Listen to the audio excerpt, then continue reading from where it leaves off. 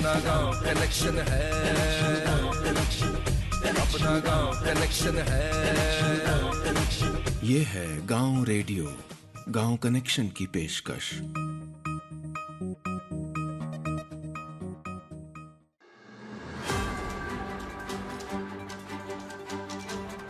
नमस्कार। तारीख 25 नवंबर, दिन शनिवार।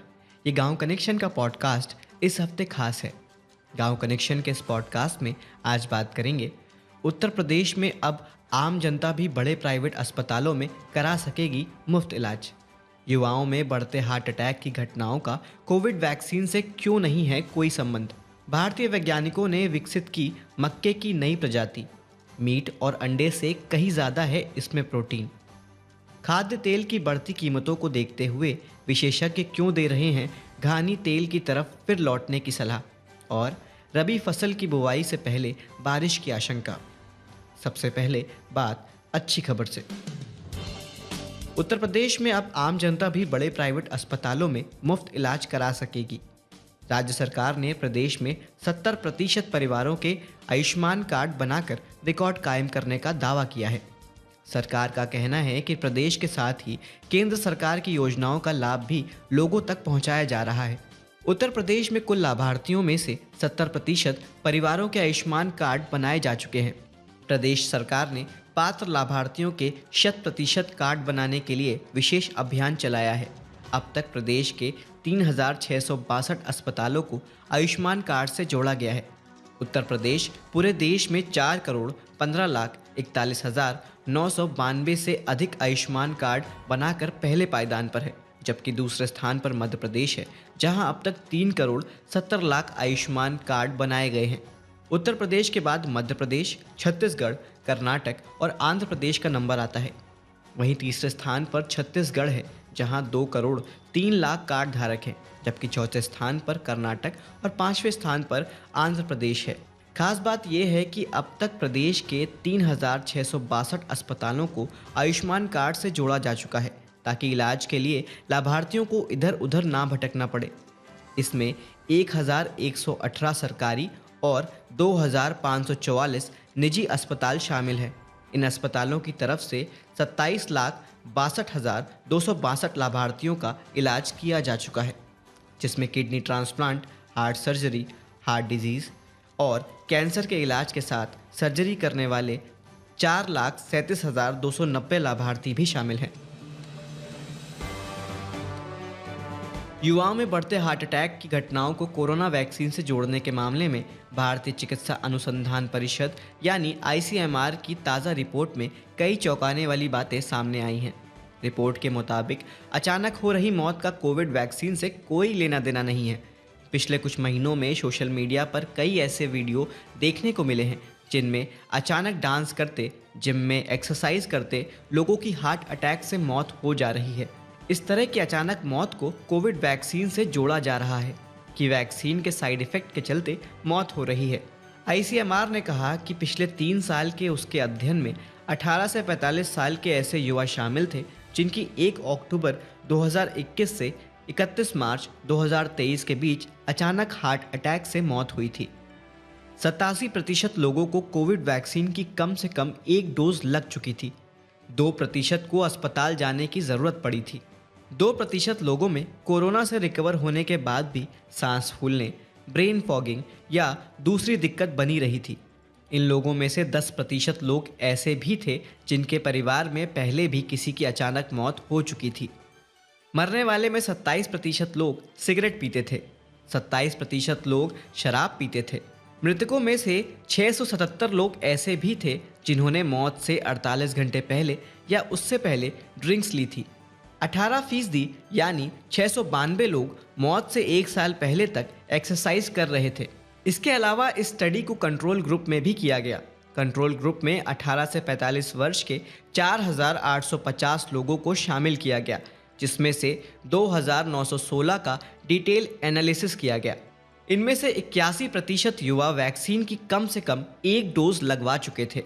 इनमें से 1% लोग अस्पताल पहुंचे थे। 1% को कोरोना से रिकवर होने के बाद 1 महीने तक कोरोना के साइड इफ़ेक्ट्स जैसे सांस फूलने, स्मेल ना आना और ब्रेन फॉगिंग जैसी परेशानियां रहीं। 4% लोगों के घर में किसी न किसी की पहले भी अचानक मौत हो चुकी थी। कंट्रोल ग्रुप में 9% स्मोकर थे, 13% शराब पीते थे, 1% ने किसी बीमारी से 48 घंटे पहले 6 या उससे ज़्यादा पैग शराब पी थी। 17% लोग 1 साल पहले से कोई ना कोई फिजिकल एक्टिविटी जैसे एक्सरसाइज कर रहे थे।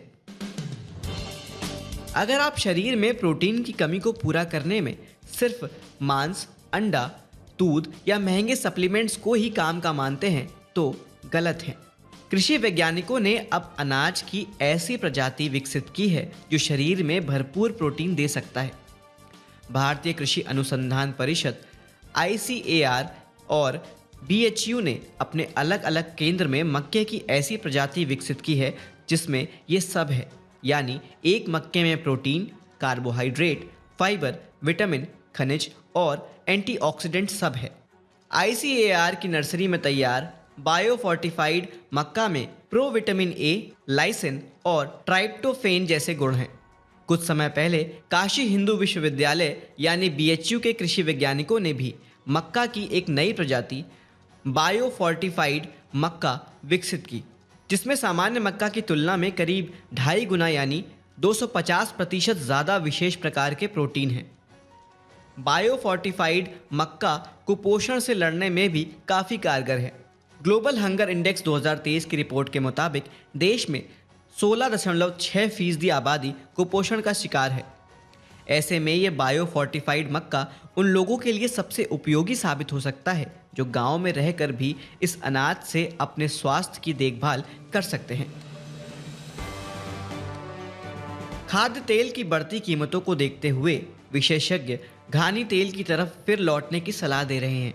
Oil researcher doctor Manoj Murarka का कहना है कि हमें अपनी व्यक्तिगत खपत के लिए घानी तेल पर वापस जाना होगा। इसकी अधिक लागत को उत्पादन बढ़ाने से कम किया जा सकता है।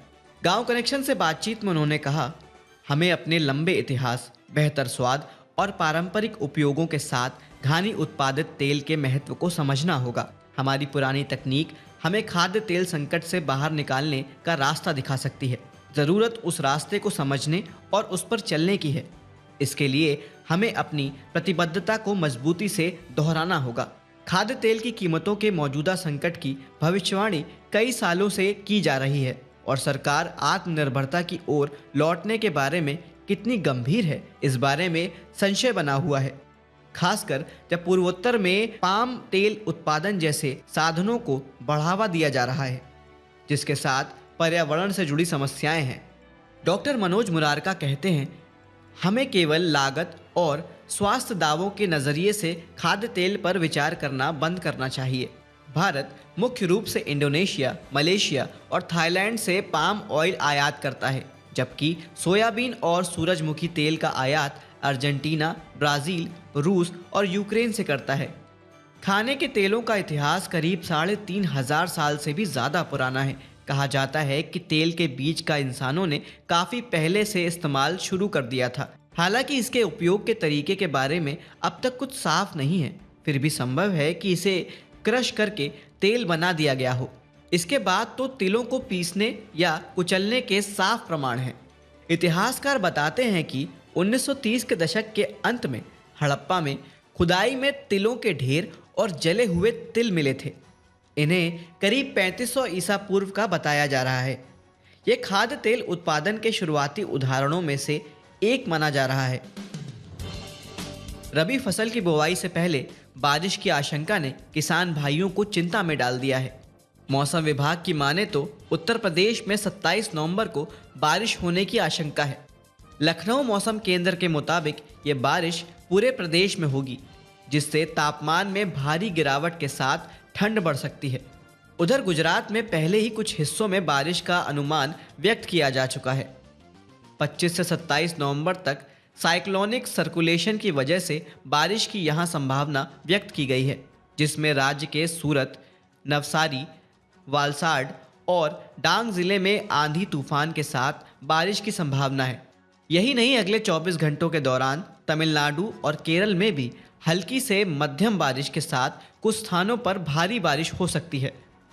लक्षद्वीप और दक्षिणी कर्नाटक में हल्की से मध्यम बारिश की संभावना है। तटीय आंध्र प्रदेश, तटीय उड़ीसा और दक्षिणी छत्तीसगढ़ में हल्की बारिश संभव है। इसके साथ दक्षिणी मध्य महाराष्ट्र में भी हल्की बारिश संभव है।